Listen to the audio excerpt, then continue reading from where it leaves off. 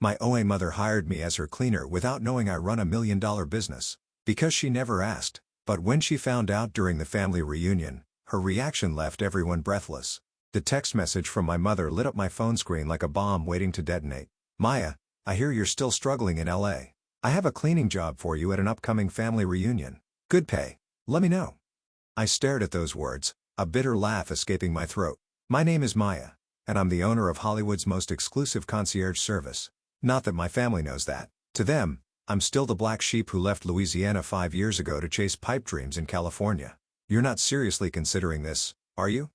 Aaliyah's voice crackled through my AirPods as I paced around my Malibu office. The wall-to-ceiling windows offered a perfect view of the Pacific Ocean, a daily reminder of how far I'd come. Actually, I am, I replied, already formulating a plan. Mom's looking for someone to clean the venue for our family reunion. Imagine her face when she realizes that venue is my villa. Girl, you are deliciously evil. Aaliyah laughed. But why not just tell them about your success? I settled into my ergonomic chair, spinning to face the photos on my desk. One showed my mother, Caitlin, at my high school graduation. Her face pinched with disappointment as I announced my business school plans instead of medical school. Remember what Mom said when I started this company? Maya, stop playing entrepreneur and get a real job like your sister. Well, now I want her to see exactly what playing entrepreneur looks like. My phone buzzed again. This time it was Vanessa, my perfect sister. Hey, sis. Heard Mom offered you the cleaning gig. Don't mess this up, okay? We need the venue spotless. I typed back, don't worry. I'll make sure everything's perfect, Maya. Aaliyah's voice softened. Are you sure about this? Your mom can be intense. That's exactly why I need to do this, I said, pulling up the rental agreement for my villa. For years, she's treated me like I'm nothing but a disappointment. Every family gathering, every phone call, it's always, why can't you be more like Vanessa? Or when are you going to get a real career? I started typing an email to my staff, preparing them for the upcoming charade. The best part? Dad called yesterday to check on me. Wanted to make sure I had enough money for rent this month. Meanwhile, I'm closing deals with A-list celebrities and managing properties worth millions. Speaking of which, Ilya interrupted, TMZ is trying to figure out who handled Brad Pitt's secret wedding last month. Should I release a statement? No. Discretion is our brand. Let them speculate. I finished the email to my staff and hit send. Besides, I've got a different revelation planned. My phone lit up again. Mom. Maya. About the cleaning job? I took a deep breath, thinking about the upcoming family reunion. In 2 weeks, my entire judgmental family would gather at what they believed was a rented luxury villa. They'd walk through my home, admire my success, all while thinking I was there to clean it. You know what the worst part is, Aliyah? Mom had dreams like mine once. Before she married Dad, she wanted to start her own business, but she gave it up because it wasn't practical. Now she spends her time crushing other people's dreams instead. And you're going to show her what happens when you don't give up, Ilya finished. Exactly. I picked up my phone and typed my response to Mom. I'll do it. Send me the details. Just promise me one thing, Aliyah said. When everything comes out, try to be gentle. Your mom might be tough, but finding out your struggling daughter is actually a millionaire might be a shock. I looked at the latest magazine feature about my company mounted on my office wall. LA's Ghost Entrepreneur, the invisible hand behind Hollywood's biggest events. The article praised my discretion and innovation, even though they couldn't get a photo or my full name. Don't worry, I said, a smile playing on my lips. I'm not looking for revenge. I just want her to see me, really see me for once. My phone buzzed one final time. Mom had sent the venue address, my own address. Perfect, she wrote. The family arrives at 3 p.m. 2 weeks from Saturday. Don't be late. Oh, I won't be, I murmured, ending the call with Aliyah. I'll be right here, waiting for all of you. I walked to my window, watching the sunset paint the ocean in shades of gold. In 2 weeks, everything would change. My family would finally see the truth about their struggling daughter, and Mom would learn that sometimes the dreams she dismisses come true in ways she never imagined. I picked up my phone one last time and texted Mom back, don't worry. Everything will be absolutely perfect, and it would be, just not in the way she expected. Miss Maya, the florists are here with the arrangements. Maria, my head of household staff, called from the foyer. Where would you like them? I descended the curved staircase of my villa, taking in the controlled chaos of preparation.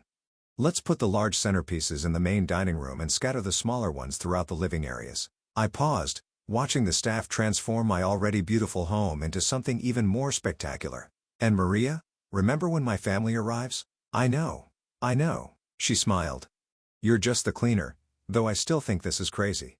The morning sun streamed through the floor-to-ceiling windows, catching the crystal chandelier and sending rainbow reflections dancing across the marble floors. In just a few hours, my family would walk through these doors, completely unaware that their struggling relative owned this piece of paradise. Maya. Alaya burst through the front door, tablet in hand. The catering team needs final approval on the menu and, wow, this place looks incredible. Thanks, I said, directing a worker carrying a massive arrangement of white roses. Little to the left. Perfect. How's the guest list looking? Elia scrolled through her tablet. Everyone confirmed. Your mom called twice this morning to make sure the cleaning lady would be here on time. I couldn't help but laugh. If she only knew. Miss Maya, one of the newer staff members, approached hesitantly. There's a man at the gate. Says his name is Isaac. My heart skipped a beat. Isaac's early? He wasn't supposed to arrive until surprise.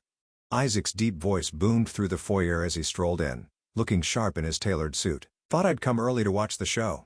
I hugged him, grateful for his support. Isaac had been my first major client when I started the concierge service, and he'd become a close family friend, one of the few who knew the truth about my success. How's our little revenge plot coming along? He asked, eyes twinkling. It's not about revenge, I protested, but Isaac raised an eyebrow. Okay, maybe a little, but it's more about setting the record straight, Ilya finished. Speaking of which, your sister just posted on Instagram about coming to some fancy house in Malibu. Should we be worried? I shook my head. Vanessa can post all she wants. She has no idea this is my place. I checked my watch. 2 hours until showtime. Maria, is the staff briefed? Yes, Miss Maya. We'll treat you like any other cleaning service worker when your family arrives. She paused. Though I still don't understand why you let them think. Because, Isaac interrupted, sometimes people need to learn their lessons the hard way. Trust me, I've been there. The next hour flew by in a blur of final preparations. I changed into simple black pants and a plain white shirt, my cleaning uniform, and stored my regular clothes in the staff quarters. The villa looked perfect, fresh flowers everywhere, champagne chilling, gourmet appetizers ready to be served. Maya? Elia caught my arm as I was doing a final walkthrough. Your mom just texted.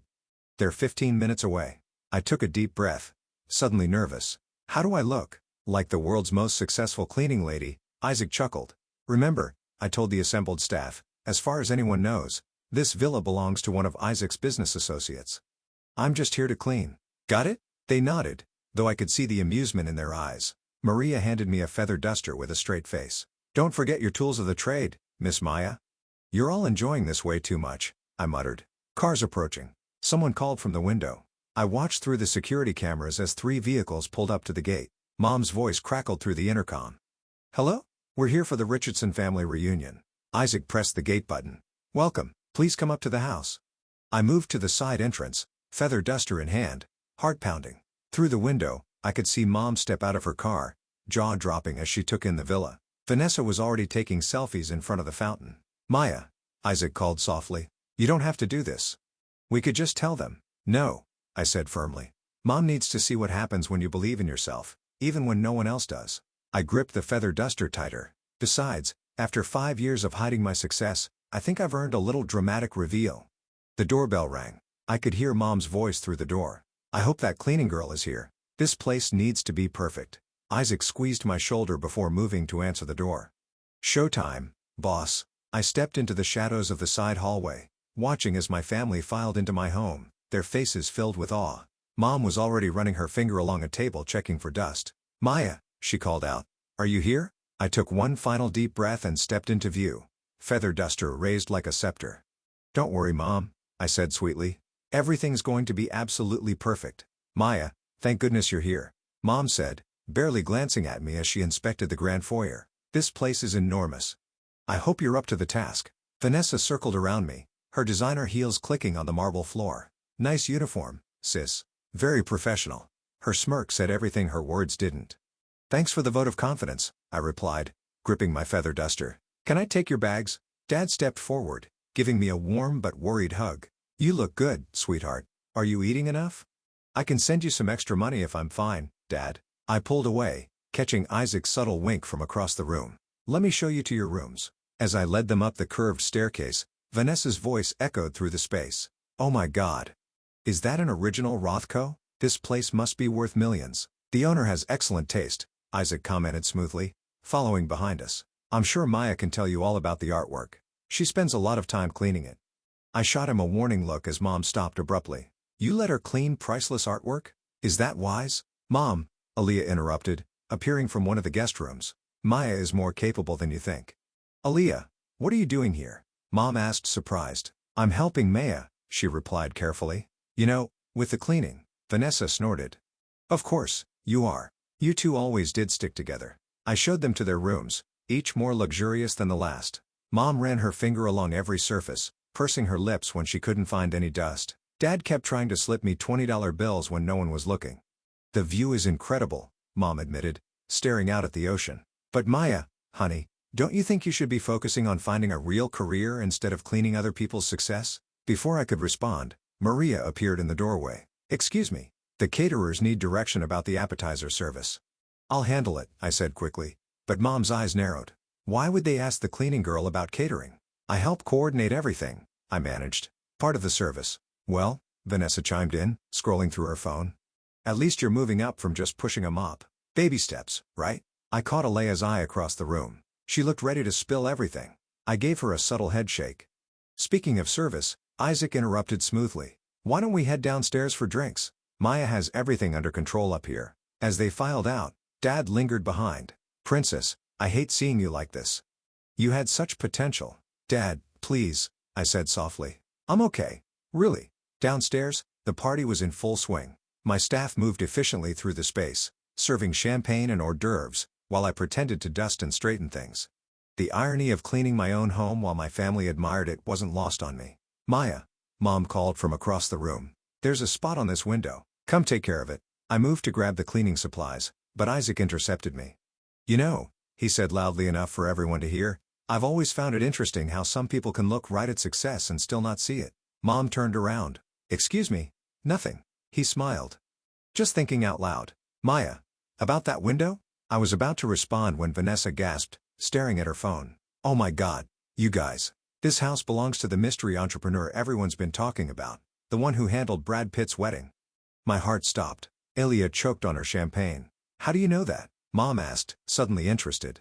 Look, Vanessa thrust her phone forward, showing a gossip site article. They say the owner lives in this exact area and the description matches perfectly. Can you imagine being that successful? Meanwhile, she glanced at me with pity. Meanwhile, what? I asked, my voice steady despite my racing heart. Oh, you know, she waved her hand dismissively. Not everyone can be a success story. Someone has to do the cleaning, right? The room fell silent. Even Mom looked uncomfortable with Vanessa's comment. Right, I said quietly, setting down my feather duster. Someone has to do the cleaning, and someone has to own the house being cleaned. Isaac stepped forward, looking like he was about to say something, but I caught his eye. Not yet. The moment wasn't right. Maya, Mom said, her voice softening slightly. Maybe we could help you find some courses at the community college. It's never too late to actually, I interrupted, picking up a champagne flute from a passing tray. I think it's time for a toast, to success, and to seeing things as they really are. The confusion on their faces was perfect. Mom opened her mouth to object to my drinking on the job, but before she could speak, Maria appeared again. Miss Maya, there's a call for you in the office about the Tokyo contract. The silence that followed was deafening. The Tokyo contract? Mom's voice cracked like thin ice. Why would a cleaner need to? I'll take it in the study. I cut in smoothly, avoiding everyone's stares. Excuse me. As I walked away, I heard Vanessa's shrill whisper. Did she just say Miss Maya? I slipped into my study, closing the heavy wooden doors behind me. Through the security feed on my desktop, I could see my family huddled together, whispering furiously. Isaac was doing his best to distract them with stories about the art collection. Maya? Aliyah slipped in through the side door. That wasn't really a call from Tokyo, was it? I shook my head. Maria's getting too good at this game. I sank into my leather chair, the familiar comfort of my workspace calming my nerves. But did you see their faces? Girl, I thought your mom was going to faint when Maria called you Miss Maya. Aliyah perched on the edge of my desk. Maybe it's time to. A knock interrupted us. Maya. It was Isaac. Your mother is asking questions. Lots of questions. I opened the door to find not just Isaac, but my entire family crowded in the hallway. Mom pushed past him, her eyes scanning the room before landing on me. What is going on? She demanded. Why are you in here instead of cleaning? And why did that woman call you? Because that's what the staff calls me, I said quietly, standing behind my desk. Would you like to sit down? Staff? Vanessa squeaked, stumbling into the room. What staff? Dad followed, his eyes moving from the awards on the wall to the industry magazines on my desk, each featuring articles about my company. His face softened with understanding. "Princess, don't encourage her, Frederick," Mom snapped. "Maya, explain yourself. Now." I picked up the latest issue of Forbes from my desk. "Maybe this will help?" I handed it to her, open to the article about my company, page 37. Mom's hands shook as she read the headline. "The Invisible Empire: How One Woman's Discreet Concierge Service Became Hollywood's Best-Kept Secret." "That's the company everyone's talking about," Vanessa said, peering over Mom's shoulder. "The one that handled Brad Pitt's wedding." "But that can't be." "Can't be what?" I asked, my voice steady. "Can't be me? The failure? The disappointment? The one who needed to get a real job?" Mom sank into one of the leather chairs, the magazine crumpling in her grip. "This is some kind of joke." "Actually," Isaac stepped forward. "It's not. Maya's company is one of the most successful in Los Angeles. She's been my business partner for years." "Partner?" Mom's head snapped up. "But you said you were just friends who gave her cleaning work?" Isaac finished. "No, Caitlin. I gave her my investment portfolio to manage, and it was the best business decision I've ever made." A notification pinged on my computer. I glanced at the screen. Another celebrity client booking. The irony wasn't lost on me. "So this house," Dad started, "is mine," I confirmed. "All of it. The art, the view, everything you've been admiring, I own it." Vanessa collapsed onto a sofa, her perfect composure cracking. "But you never said anything. All those times I offered to help you with money. All those times you looked down on me, you mean?" The words came out sharper than I intended. "All those family gatherings where you treated me like I was nothing." "Maya," Elio warned softly. "No," I continued, moving around the desk. "For 5 years, I've built this company from nothing. For 5 years, I've handled the most exclusive events in Hollywood. And for 5 years, I've listened to all of you tell me what a disappointment I am." Mom stood up suddenly. "I need some air." She turned and fled the room. "Mom, wait." I called, but Dad caught my arm. "Give her a minute, Princess.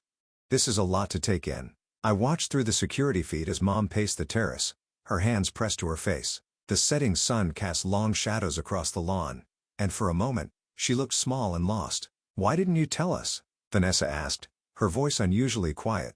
"Would you have believed me?" I countered. "Would any of you have believed that your struggling little Maya could build something like this?" The silence that followed was answer enough. Isaac cleared his throat. "Maybe we should all take a break. Process this over dinner?" "Dinner," I repeated, checking my watch. "Right. The chef should be ready to serve in about 20 minutes. I turned to Maria, who had appeared silently in the doorway. "Please let everyone know we're ready." "Yes, Miss Maya," she replied, emphasizing my name with a small smile. As my family filed out, still looking shell-shocked, I caught a glimpse of Mom through the window. She was staring out at the ocean, shoulders shaking slightly. This wasn't quite how I'd planned the reveal, but maybe it was better this way. Quick, like ripping off a bandage. Now came the hard part, healing the wound beneath. Dinner was a masterpiece of awkwardness. The chef's perfectly plated courses arrived at a table where the only sounds were clinking silverware and uncomfortable throat clearing.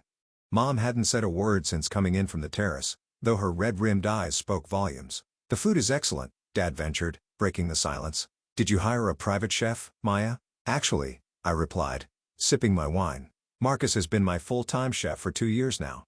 Vanessa pushed her plate away. "I can't believe you let me send you grocery gift cards for Christmas. Those came in handy for the staff break room," I said, unable to resist. Elia kicked me under the table. "I think," Isaac announced, standing with his wine glass. "It's time for a proper toast." Mom's head snapped up. "A toast? To what? To being deceived by my own daughter?" "Mom," I started, but she cut me off. "No, Maya. You sat there and watched us treat you like, I challenged. "Like someone beneath you? Like a failure? That's not fair," Vanessa protested. "Not fair?" I laughed. "Let's talk about fair.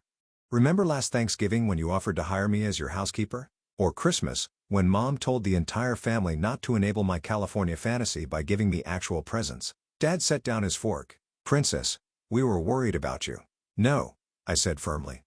"You were judging me. There's a difference." Isaac cleared his throat. "If I may, I've known Maya for 5 years now, watched her build something extraordinary. And do you know what drove her? What pushed her to succeed?" Mom's fingers tightened around her wineglass. "Enlighten us." "Every dismissive comment, every condescending gesture, every time you told her she couldn't make it." Isaac's voice was gentle but firm. "She turned your doubt into determination. Is that true?" Mom's voice cracked. "Is that why you didn't tell us? To prove us wrong?" I set down my glass, choosing my words carefully. Do you remember what you said when I told you I wanted to start my own business? I said it was